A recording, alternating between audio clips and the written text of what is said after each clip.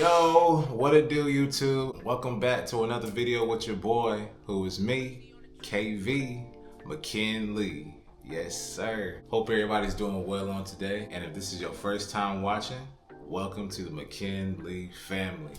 Yes, sir. McKinley Squad, you know where we at? We right here. Yes, sir. Yeah, Lord. So today, we're going to be ranking the last 10 Super Bowl performances over the last 10 years. It's kind of redundant that that's how I said it.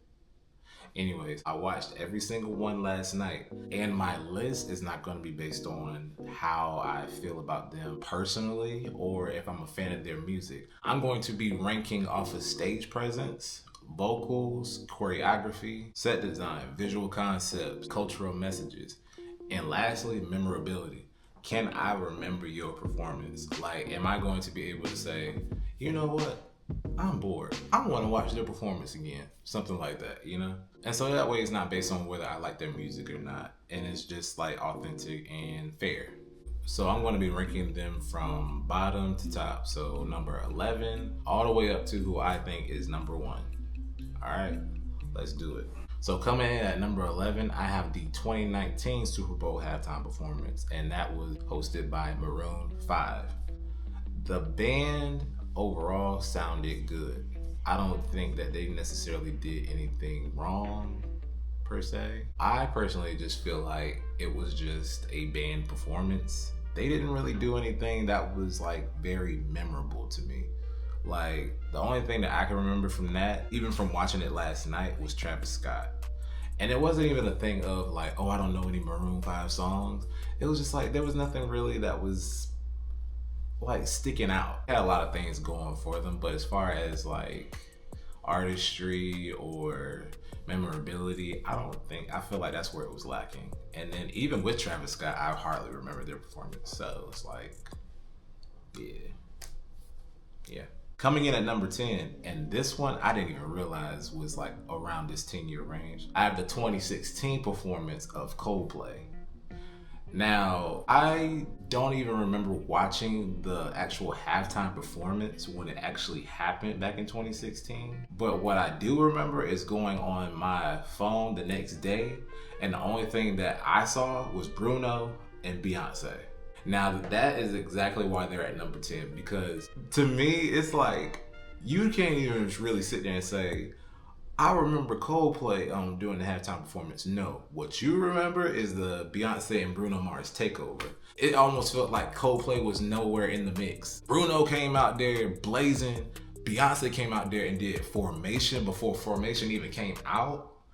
Bro, that whole performance in itself, it was a takeover. So I'm sorry, Coldplay, but you gotta go to number 10. Because Beyonce and Bruno, they've already had their own sets. So you let them come up there and basically just take over your whole set. Even when they did their last song, it was like, okay, no, we don't want them. We want Bruno and Beyonce. Keep them coming. But overall, Coldplay had a good performance up until then. However, Beyonce and Bruno, they took it over. I'm sorry.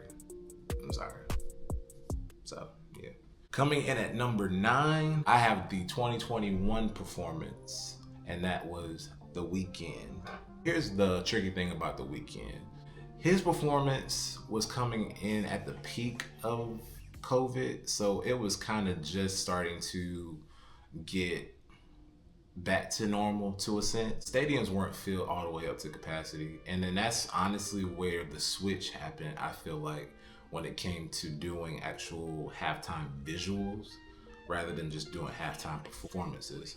However, The Weeknd, I just don't see him as like a headliner.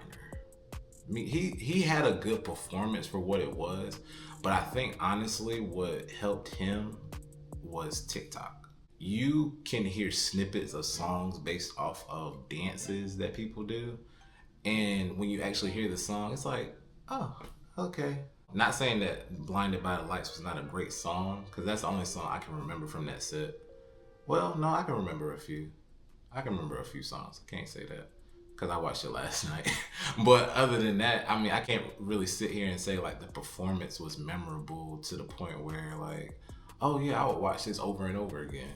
It just wasn't giving, I would say.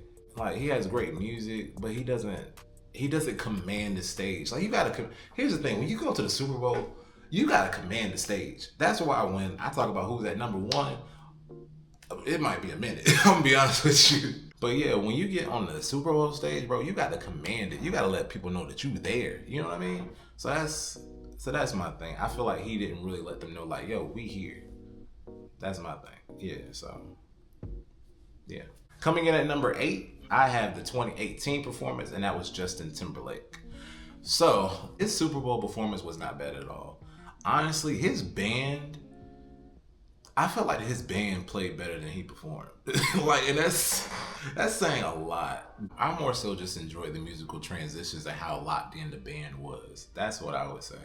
As far as him, I feel like he did a lot more dancing and crowd engagement more than like performing. And I'm not saying like that's bad, but I feel like you didn't really get to hear him sing. Like, even if you go back and watch it yourself, it almost feels like he was hiding behind the mixes in some ways. Like, and maybe that's just like maybe it was just my TV, but it just felt like I really couldn't hear him singing.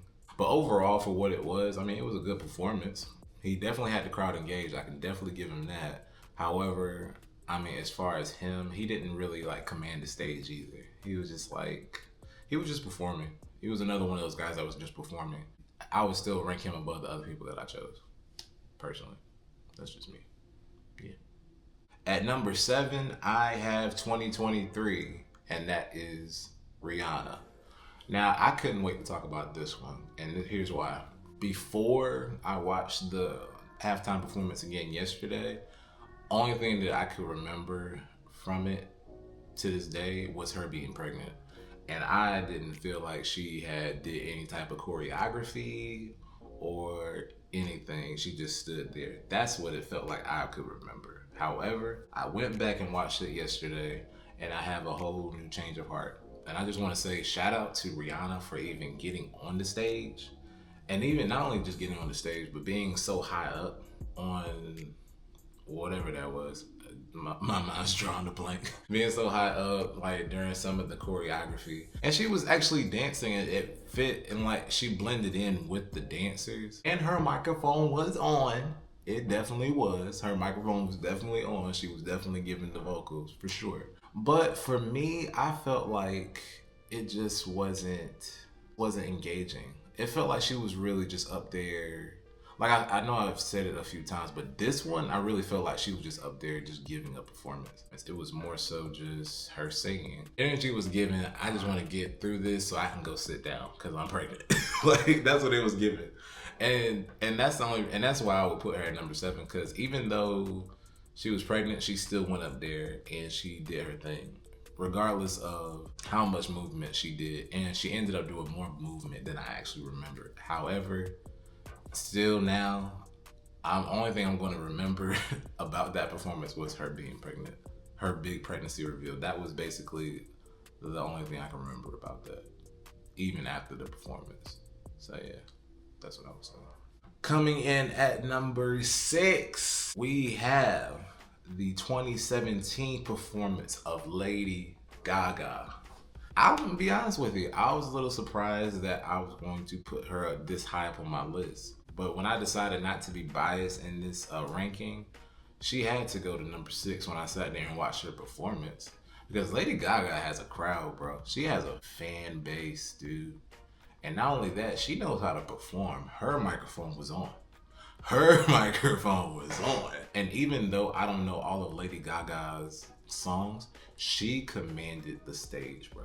She commanded the stage. You could not sit there and say like, oh, she just went out there and performed. No, she went out there and she gave out a show. She gave a show for sure. And the way she started out by coming in off that sling, looking like she was flying, yeah, bro, she set the tone for sure. Like, it was no denying that she was definitely number 6. Now we're getting to the top 5.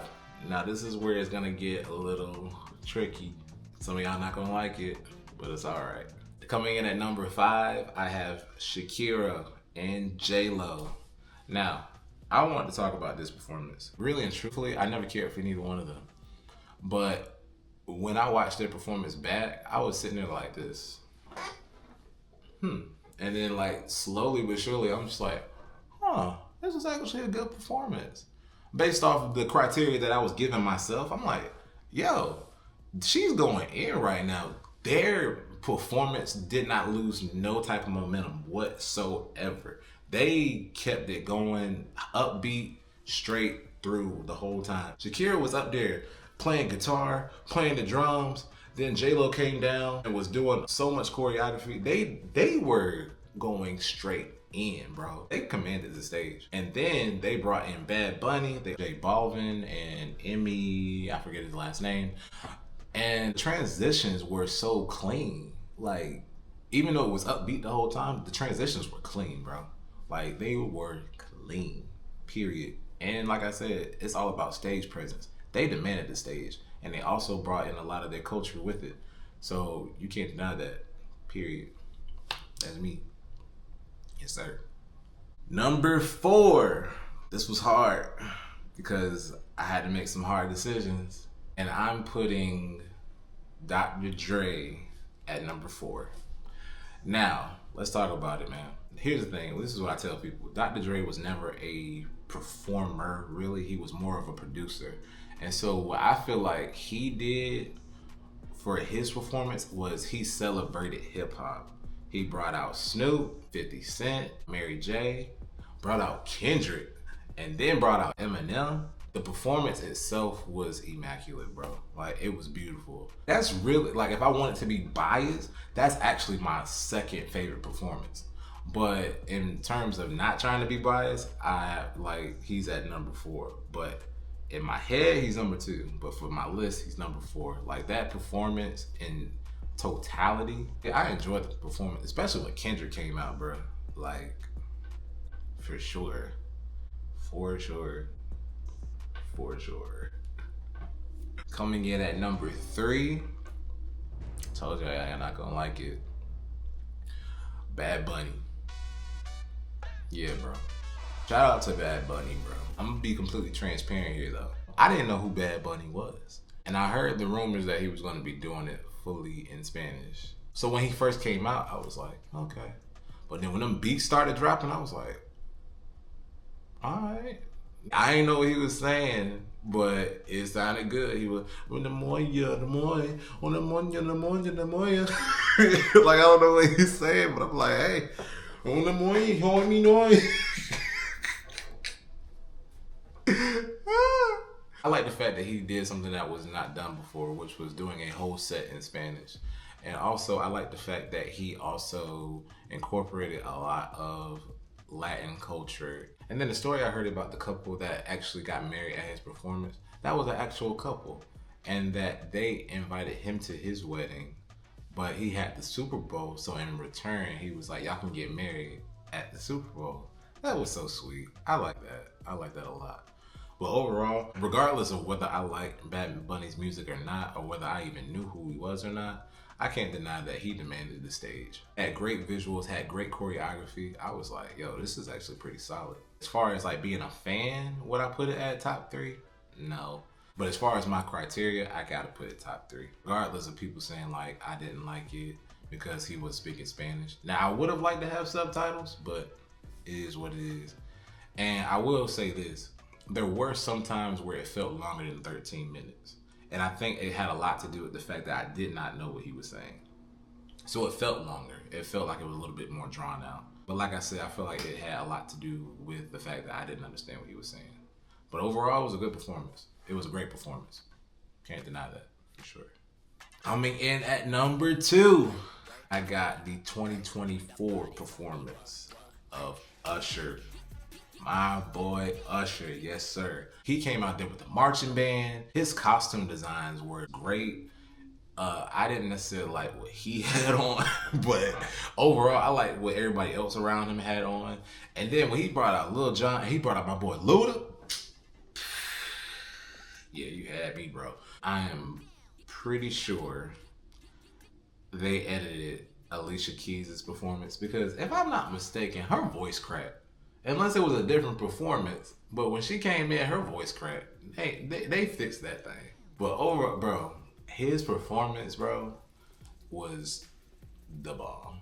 Came out there skating at one point, and I don't think this is talked about enough. When her came out and did that guitar solo during You Got It Bad, yo, she was smacking during that performance, bro. She was straight killing. And like I've been saying about these other performances, yo, he demands the stage. You just can't really deny that that was a great performance, bro. Like, for real. Like, Usher, hands down, top 2. Now, coming in at number 1, it is undeniable, and he will be there for a while, and probably in 2036 when we do this again. And I'm talking about my boy, Kendrick Lamar, at number 1. Bro, you cannot deny it. It does not matter. He's gonna be there all day, every day, for the next 10 years. Number 1, Kendrick Lamar, bro. His performance, regardless of whether you like his music or not, and I don't even listen to him like that, but he is definitely one of my favorite artists. He demanded the stage. First of all, he did a song that wasn't even released. At the beginning. We go body for body, I need you, I body. I don't know what he was saying, but he was going in. And then I really love Samuel Jackson was the one bringing it together with his Uncle Sam performance. And I really enjoyed like how, again, it looked like a little tic-tac-toe type thing to where he was gonna be going to each spot. And I even watched somebody's like actual live from when they actually recorded the performance. Like he was literally going from box to box to box. And not to mention he did Not Like Us, the diss track to Drake, and called him out on camera. Say Drake. And right before it happened, I'm sitting there like, oh God. He is really doing this. He's really doing this. He did not care. That's the thing. Kendrick Lamar did not care. He came out there and demanded the stage, created artistry, and gave a beyond memorable performance.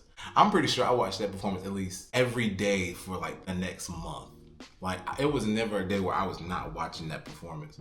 Like, 'cause it was just that good. Now that's a performance where it's gonna be memorable for years and years and years to come. Like that's honestly gonna be number 1 for a while. Probably for the next 10 to 20 years. I don't know who's gonna top it. If Chris Brown really does get into it, he would definitely probably end up creeping in to the top 3 because he's also a performer. But Kendrick, you demanded the stage, you gave great artistry, and your performance is memorable, and it's going to be remembered for the next 10 years and probably 20 years. And we appreciate you for bringing that to the Super Bowl. Thank you, sir. Thank you, thank you, thank you, thank you. But yes, y'all, that is my list. If you didn't agree with my list, make your own list. I don't care. It's all love at the end of the day. Like I said, a lot of this stuff would not be fair if I just did it based on who I like. As a musician and as somebody who loves music, I can't just do it based off of whether I like their music or not, because it's not fair. And I appreciate what people put out, even if it's something that I don't like, especially in this day and time, because like we all have something to give. It's our differences which make us who we are. And I appreciate every single one of their performances for bringing themselves and bringing culture and just bringing their personality and their artistry. Like you have to appreciate art at the end of the day, because it's not easy going up there. I can't even go up there and do that stuff. But